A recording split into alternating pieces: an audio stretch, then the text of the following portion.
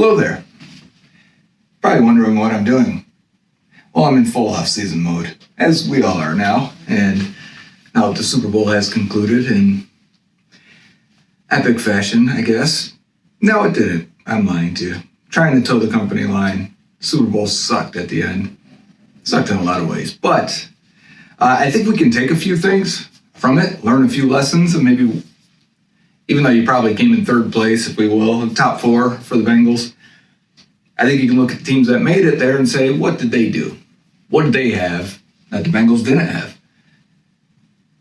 I think the key thing here is you have 2 of the top 5, maybe even top 3 offensive lines making it to the Super Bowl in the Chiefs and the Philadelphia Eagles. I also think you have some dominant pass rushers on each side, even though the field did not even allow that to take place or even show itself. I think there was 1 sack, and it was when Jalen Hurts ran out of bounds. Whatever. I'm not even going to talk about the Super Bowl, to be honest with you. We're just going to talk about what we can take from those teams and apply it to what the Bengals should probably be looking at in the draft. And that's where we're starting, because we have free agency coming up in mid-March. We'll have some episodes on free agency. We'll have some episodes on target players and review a few of them. And then when they sign guys, we'll review them, review the players they signed. But to start off, that means we have time to go over the draft before the combine hits, before it's full swing. There's 2 guys I really wanted to look at. One post-Senior Bowl, I wanted to watch his film, and that was Darnell Wright, the right tackle out of Tennessee. We looked at him a little bit on last week's episode, but now we actually looked at his game tape. And the other guy was Calijah Kancey, defensive tackle from Pitt. We're going to get introduced to both those guys and start our show from there. So this is Bengals on the Brain. I am Joe Goodberry, part of the Cincinnati Bengals Talk YouTube network. And the show keeps rolling. We keep going. Starting it off with offensive line. Because I think it's not that they haven't focused on O-line. It's not that they haven't attacked offensive line. Because I think they have. I mean, they signed 3 new starters last year and drafted a 4th-round rookie who played amicably for being a 4th-round rookie from a small school. 4 new starters last year. It just sucked that 3 of the starters got hurt. Jonah Williams didn't take the next step. La'el Collins was a shell of his former self. All these things have an impact on how we now view the offensive line. But it doesn't mean they can't still make upgrades. And I think that's where we're all at this point. If you spend a 1st-round pick at 28 on an offensive lineman, he's probably walking in as a starter, either at right tackle, left tackle, or left guard. I think center and right guard, those guys have their spots in Ted Karras and Alex Kappa. If you spend a 2nd-round pick, more likely it feels the same way. Those 3 spots, you'd have to get that guy on the field. 3rd round and later, and we'll see. But the point I was making is, the Bengals have spent 1st-round picks on O-linemen. Billy Price, Jonah Williams, 2 years in a row, they spent a 1st-round pick on an offensive lineman. They picked the wrong guy.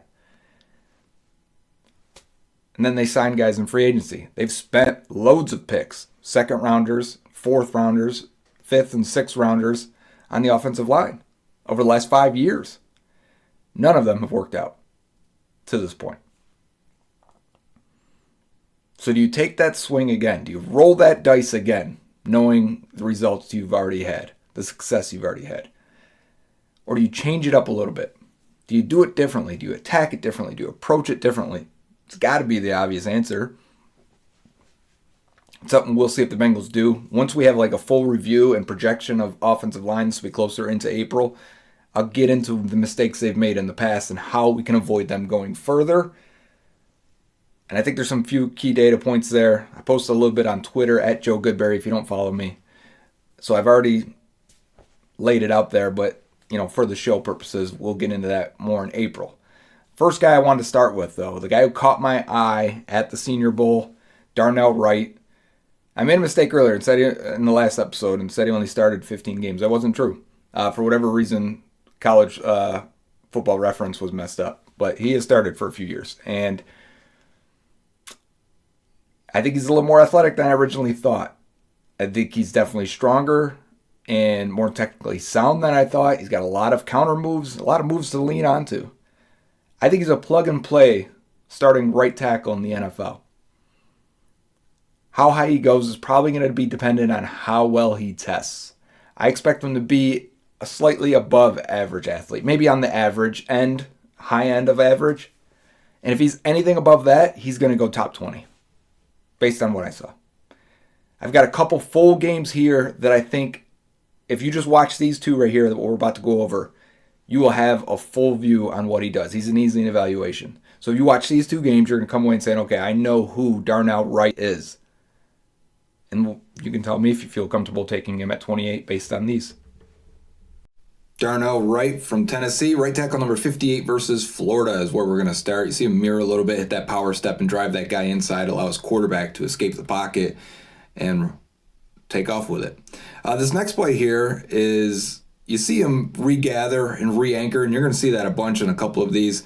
I really like this. I think it's a problem with Jonah Williams right now, but you see Darnell Wright be able to set his feet into the ground, drop his hips, drop his ass, and lean his head in there. Kind of look like Willie Anderson. We saw that guy do that a million times over his career. But we got some hand battles over the next two here versus a long arm. And he does a good job staying free, not letting that guy into his chest, knocking the guy down. He almost gets into his quarterback a little bit there in the last one. Something we'll have to monitor. And, you want to stay away from the quarterback as best as possible. But these are wins with your hand. He loves the snatch trap, almost give you the chest, come in, and I'm going to knock your hands down and get you off of me. Next play here reminded me a little bit of Layout Collins. I think he knows the pass is coming out quickly here, so he's kind of setting for it. But once the guy beats him in almost that third phase, the way he falls on his face there, it's something you don't want to see. Try not to follow the ball. Try and stay with your eyes focused on the player we're watching here at right tackle. Again, I'll circle him every once in a while for you to get your eyes back on him, number 58. But you can see like a double spin move there, and he mirrors this guy tremendously. That goes in for a touchdown too. So if you're worried about a little bit of agility or athleticism, again, I think this pass set's really nice to get out there very wide like that off the snap, get hands on the guy, almost like a jump set, if you will. Again, mirroring, anchoring. These are three high-level pass sets in a row for Darnell Wright. Then we're going to have some run power here, a nice little down block on this defensive tackle, help with the guard, right? And then you're going to see him climb and just demolish this linebacker number 2. Good God, he just killed him. I like that. Game number 2 for Darnell Wright is against Will Anderson, number 31 of Alabama. I think Will Anderson's probably going to be a top 5 pick, so this is a good game to see. How does he do against a premier rusher? And I thought he handled him pretty well. He had him in the blender more than a few times in this game. And the way he absorbs power, the way he can just take on that speed to power that pass rushers are trying to create. They're trying to convert their athleticism into power, like a fastball, into your chest. And if they can get you to move, that's how they're going to get through you. But you'll see Darnell Wright. One thing I want to focus on, or at least point out, because he does it a few times, he'll drop his eyes on contact at times, and he'll miss his target, especially when going forward. It seems like he really wants to blow people up, and it can cause him to have a few mistakes. But I went from thinking he was a big power mauling guy to maybe he's a better, and there's a play right there where he misses, to maybe he's a better athlete than expected. And I think it's because you have to have some athleticism and able to mirror a guy like that, of course, like that play right there. But also when you're being contacted, and right there's redirecting, right? But when you're being contacted by a guy that's on the other side that's going to be a top 5 or 10 pick, whatever it is, and you can absorb that power while remaining light on your feet and redirecting and mirroring all together, that's what makes a true athlete. I mean, this guy's 340 pounds. I'm not expecting him to be the lightest of foot guys, but this isn't bad. Like, he's pulling a couple times here, and he's efficient. He's clean with it. And you also see the power from him. So I think this is why I said earlier that I believe, and there's getting 2 guys there, right? So that's a tremendous play. That's why I believe if he tests really well, and there's a miss, but if he tests really well, is why he could end up going way before the Bengals even pick. But as it currently stands, I mean, he just mauls 41. Good God. Can I bring that one back? Can we roll that one back? I guess not. I already saved these plays in order. But there's dropping your eyes on Will Anderson. That's probably his biggest loss of the day for Darnell Wright. And I'm trying to remember to say his name. Darnell Wright. Probably his best block here at the end.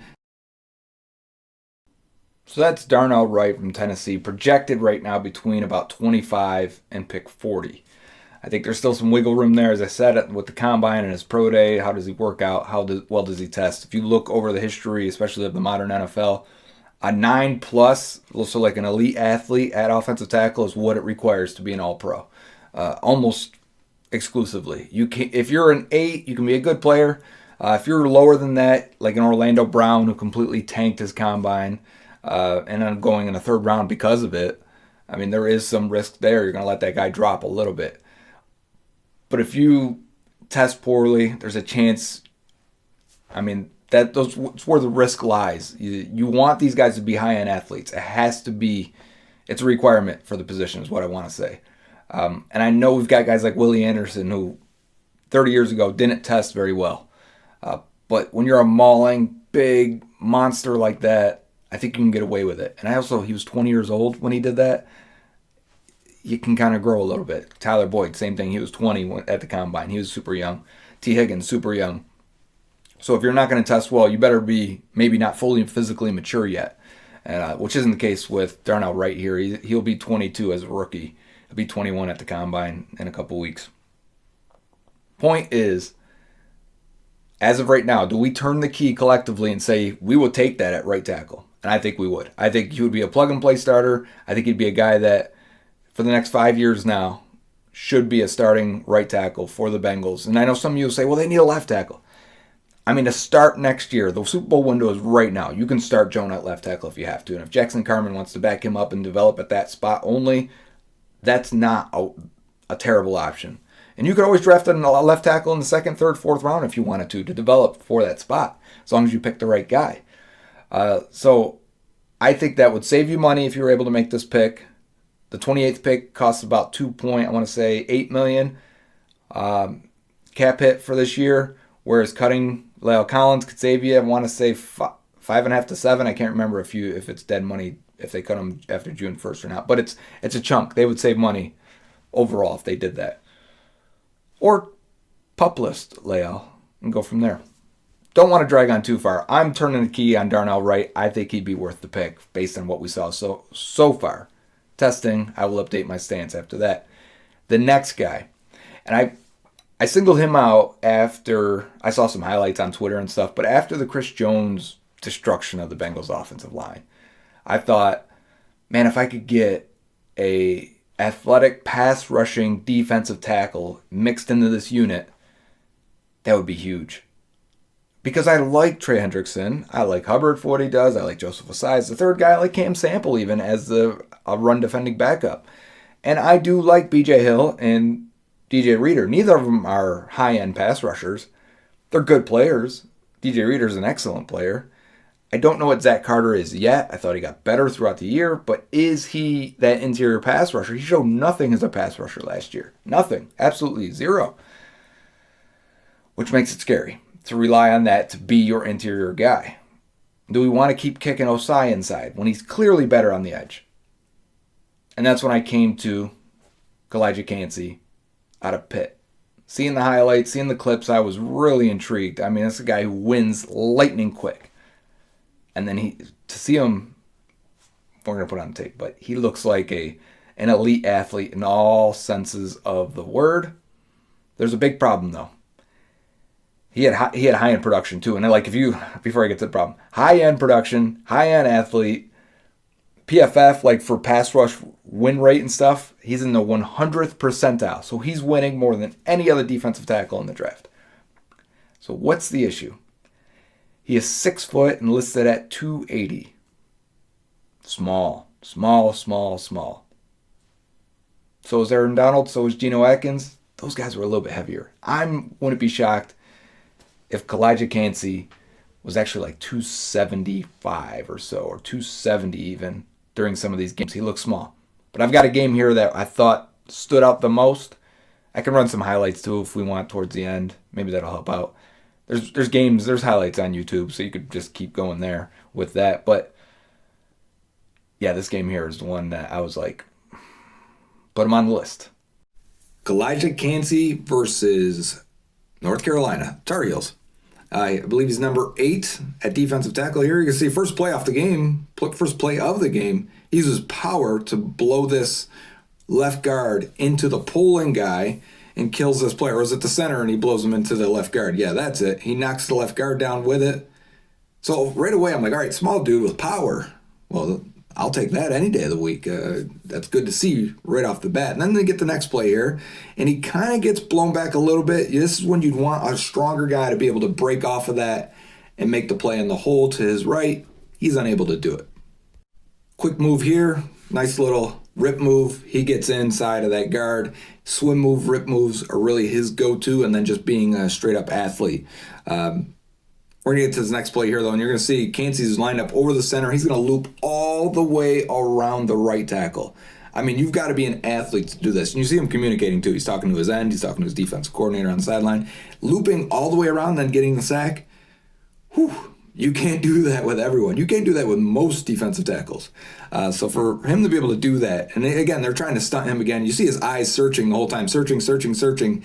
Again, Andrew Billings, remember when he was 6'1", he would lose track of where the running back was too. And I think Kancey has that issue at times as well, being only a 6-foot guy. I think he breaks free there, can't get off the blocker. You can't always rely on a holding call to happen. So I'd like to see him break free of it. Here's a power move, and I think he gets held a little bit, but he just walks this guy back, puts him on skates, the right guard here. I like to see the power moves. I know he's athletic. I see the quick pass rush moves, but can you also, when they're sitting on those, can you turn that into power and walk them into, and that's the center, walk them into the quarterback? And he can't finish it completely there, but he definitely gets a pass rush win despite this play going for a touchdown. This next play, try and keep your eyes on Kancey. All right, he's all the way on the left side there. So he jumps over the lineman and makes a tackle on the screen pass. So we got effort, we got athleticism, we got production, we've got visible highlights and flashes with nice moves. This is a tackle for a loss, breaks off of the low block using his hands, trips the running back up. So now we've got some run defense plays and some tackles for a loss. I mean, at this point, I'm looking at him like, could he be an asset, even if he's not an every down guy right away? Could he be an asset for the Bengals defensive line and their pass rush and their overall depth?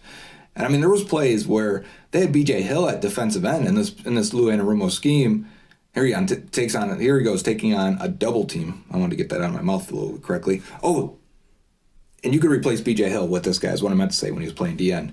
But you got 2 plays here in a row where he's got to be at the point of attack and stop this goal line run. The first one, he creates enough chaos to make the running back a little bit indecisive. This next one, though, I think is when he struggles with the vision and he can't get off the block and he's just stuck behind that guy and eventually goes in for a touchdown. This is a very close late game situation. And Kancey's going to have to win. He's going to try an outside move here against the left guard, I believe it is. Yeah, that's it. Swim move or arm over move. And he wins. Quarterback is forced to escape. The last play here, though, and this sends it into overtime, Kancey sees it's a screen and he takes off. And this guy would have been open if Kancey doesn't get directly in there and make it a contested grab where he falls short. So that's Calijah Kancey out of Pitt. This guy who had 47 pressures on 275 pass rush snaps last year. I'm looking at PFF's profile of him. He had a 92 overall grade as a junior. That was his junior year. He had an 84 grade as a sophomore, so that's good. That means he's producing at a young age. That's also important when you're looking at draft prospects. You don't want a guy that just explodes finally when he's 23, 22 years old. You want them to show that as an early. Jamar Chase, right? When you're 19 years old, 20 years old, and you're tearing up the SEC, that's a good thing. So Calijah Kancey, 17 sacks over the last 2 years. They have him not 13 run stops this year. That's a tied for 133rd in college ranks. So like no run defense there, even though they gave him an 80 grade, 92 as a pass rusher. That's what he is. I think that's what he'll be, is a disrupting, upfield, penetrating pass rusher. Will that lead to a lot of sacks? Will that lead to being an every down guy? I think that is the question. Now, if he shows up to the combine, and we'll update this, I'll give notes like after, we'll do like a combine review. If he shows up to the combine at 285 or 290 and tests like an elite athlete, he probably goes top 15. And we're not even talking about this. So we're talking about an imperfect prospect at 28 because you're picking 28. So would we want a guy like that? And do you trust that they can find an offensive lineman in rounds 2 or 3? Or do they go attack that in free agency and they leave something like this for the draft where you can say, okay, we're going to take a pass rusher? Because if you look at the way the Bengals defensive line is signed, they're number 2 in cap hit going into 2023 for the defensive line. They're spending a lot. Second most in the league. But Trey Hendrickson only has 2 years left. DJ Reader has 1 year left. 3 more years for BJ Hill. And I think Hubbard is 2 more years. So, or 3. He has 3. So what you're saying there, and only 2 for Joseph Ossai, if we consider him as in that group now. You need a guy there for the next 5 years now. You need a guy that can, if you don't keep Hendrickson or Reader after this, because they'll be 29, 30 years old, you need to start refilling on the back end with draft picks. So that's why I could see a first round going to a defensive end or a defensive tackle. I could see a corner also. I could see tight end. We'll get to these positions. But as of now, do we put Calijah Kancey in the bucket at number 28? We don't have all the data yet. I can't tell you who I would take over Wright or Kancey. But I'm going to put him in the bucket. And I'm going to say, let's see the testing. I expect it to be tremendous. Let's see the weight. Let's see the arm length. NFL teams hate the smaller defensive tackles. It's why Grady Jarrett goes in the 5th round. It's why Geno Atkins goes in the 4th round. It's why Javon Hargrave goes in the 3rd round. All guys that I had high grades on. Not Geno. I was too young for Geno to have grades then. But Grady Jarrett had a 1st round grade. Javon Hargrave had a 1st round grade on those guys. They go later because the NFL hates the smaller defensive tackle. But I think it's changing.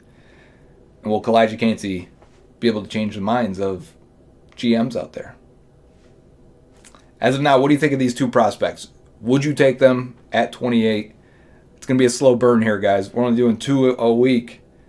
You're going to have to follow me on Twitter because we're going to talk about many more prospects than we are just on this show. And that's at Joe Goodberry on Twitter. Just like it sounds. I'm sure the name's down there. Actually, Nick's probably got me hooked up somewhere down here. But yeah, we're going to start looking at free agents soon as well. Try and mix them both. I've got a target list I've started to get ready. Started to put guys in that I think will be good values that fit.